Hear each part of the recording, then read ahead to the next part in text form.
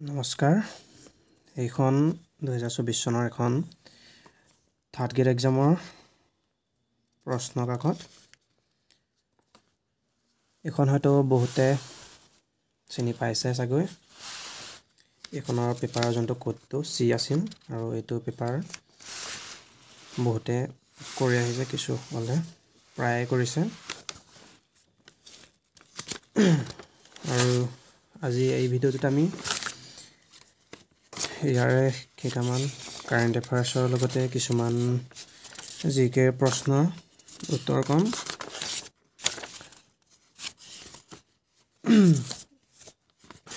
যিসকলে এইবিলাকৰ উত্তৰ কৰিছিলে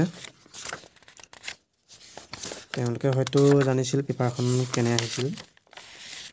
গতিকে আজি মই তাৰে কিছুমান জিকে কুৱেশ্যন এনসাৰ কম আজিৰ প্ৰথম প্ৰশ্নটো যেটো 71 পৰা মই ক'ব ওলাইছো ইয়াৰে প্ৰশ্নটো হৈছে মহেন্দ্ৰ সিং ধোনীয়ে নিম্নলিখিত কোনটো আইপিএল দলৰ অধিনায়কত্ব কৰিছিল মহেন্দ্ৰ সিং ধোনীয়ে ইয়াৰে অপচন বি চেন্নাই ছুপাৰ কিংছ মহেন্দ্ৰ সিং ধোনীয়ে এইটো 2008 চনৰ পৰাই এইটো টিমতে খেলি আহিছিল আৰু তেওঁ এইটো টিমতে বহুতো কিতাপ লাভ কৰিবলৈ সক্ষম হৈছিল আজি নেক্সট প্ৰশ্ন যেটো 72 নম্বৰ আছে পেপাৰ কোড শীট ইয়াৰ নেক্সট কোৱেশ্যনটো হৈছে 2024 চনৰ এইটো প্ৰশ্ন কৰা হৈছে 2024 চনৰ 1 জানুৱাৰী সাপেক্ষে অসমৰ পঞ্চায়ত আৰু গ্ৰাম উন্নয়ন বিভাগৰ মন্ত্ৰী কোন ইয়াৰে এনসাৰটো হৈছে অপচন নম্বৰ বি যেটো ৰঞ্জিত কুমাৰ দাস নামেৰে জনা যায় তেওঁ হৈছে 2024 চনৰ 1 জানুৱাৰী সাপেক্ষে অসমৰ পঞ্চায়ত আৰু গ্ৰাম উন্নয়ন বিভাগৰ মন্ত্ৰী ইয়াৰে এই দুটা উত্তৰ যিসকলে কৰি থৈছিল তেওঁলোকৰ হয়তো কোনো ভুল বুলি আমি বিবেচনা কৰিব নাযাওঁ আজিৰ নেক্সট প্ৰশ্ন যেটো 73 এই প্ৰশ্নটো আসামিজ মিডিয়ামৰ বাবে মই এটো কৰি আছো ৰানছ এণ্ড ৰুইনছ নামৰ কিতাপখন কোনে লিখিছিল ইয়াৰে এনসাৰটো হ'ব option number D Sachin Tendulkar runs and ruin নামৰ কিতাপখন লিখা লেখকজন হ'ল শচীন তেণ্ডুলকাৰ আজিৰ এইটো উত্তৰ যিসকলে কৰি থৈছিল তেওঁলোকৰো হয়তো এইটো ভুল বুলি মই ক'ব নিবিচাৰোঁ তেওঁলোকে নিশ্চয় এইটো বহুত জানি শুনি কৰি থৈছে আজিৰ নেক্সট প্ৰশ্ন 74 মুন্সী প্ৰেমচন্দৰ উপন্যাস গুদান কোন ভাষাত লিখা হৈছিল মুন্সী প্ৰেমচন্দৰ উপন্যাস গুদান কোন ভাষাত লিখা হৈছিল এই প্ৰশ্নৰ উত্তৰটো হৈছে অপচন নম্বৰ সি হিন্দী প্ৰেমচন্দৰ উপন্যাস যোনখন গুদানখনক হিন্দী ভাষাত লিখা হৈছিল আজিৰ নেক্সট কুৱেশ্যন হৈছে 75 সুনামি বুলিলে কি বুজা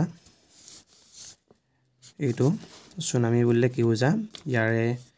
কাৰেক্ট এনসাৰটো হৈছে অপচন নম্বৰ ডি উপকূলীয় অঞ্চলত হোৱা উচ্চ মাত্ৰাৰ ঢৌ বাকি কিটা যেহেতু মাটিৰ লগত ৰিলেটেড গতিকে উপকূলীয় অঞ্চলত সাগৰ কাষৰ অঞ্চলবিলাক উপকূলীয় অঞ্চল বুলি কোৱা হয় গতিকে উপকূলীয় অঞ্চলতে কি হ'ব উচ্চ মাত্ৰাৰ ঢৌ হয় আৰু উচ্চ মাত্ৰাৰ ঢৌৰ ফলতে আমি সুনামি হয় বুলি গম পাওঁ গতিকে ইয়াৰে কাৰেক্ট এনসাৰটো হৈছে অপচন নম্বৰ ডি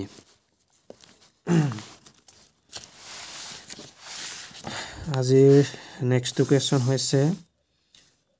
এইটো অসমীয়া মিডিয়ামৰ বাবেহে মই কৈ আছো সৌৰভ কুমাৰ চলিহা ছদ্ম নামেৰে কোনে অসমীয়া সাহিত্যত লিখা মেলা কৰিছিল সৌৰভ কুমাৰ চলিহা ছদ্ম নামেৰে কোনে অসমীয়া সাহিত্যত লিখা মেলা কৰিছিল ইয়াৰে কাৰেক্ট এনসাৰটো হৈছে অপচন নম্বৰ ডি যেটো ভৱেন্দ্ৰনাথ শইকীয়া নামেৰে জনা যায় তেওঁ সৌৰভ কুমাৰ চলিহা ছদ্ম নামেৰে অসমীয়া সাহিত্যত লিখা মেলা কৰিছিল আজিৰ নেক্সট কুৱেশ্যনটো হৈছে 77 মামৰে ধৰা তৰোৱাল কোনগৰাকী অসমীয়া লেখকে ৰচনা কৰিছিল ইয়াৰো শুদ্ধ উত্তৰটো বহুতে কৰি থৈ আহিছে আৰু মই জনাত option number D Mamoni Raisom Goswami, যি নেকি মামৰে ধৰা তৰোৱাল ৰচনা কৰিছিল। আজিৰ নেক্সট কুৱেশ্যনটো হৈছে 78। নিম্নলিখিতসমূহৰ কোনটো পিঠিত দুটাকৈ কোজ আছে, মানে পিঠিৰ ওপৰত দুটা দুটা কোচ দেখা যায় বা পোৱা যায়। ইয়াৰে কাৰেক্ট এনচাৰটো হ'ব অপশ্যন নম্বৰ চি বেক্টেৰিয়ানোট।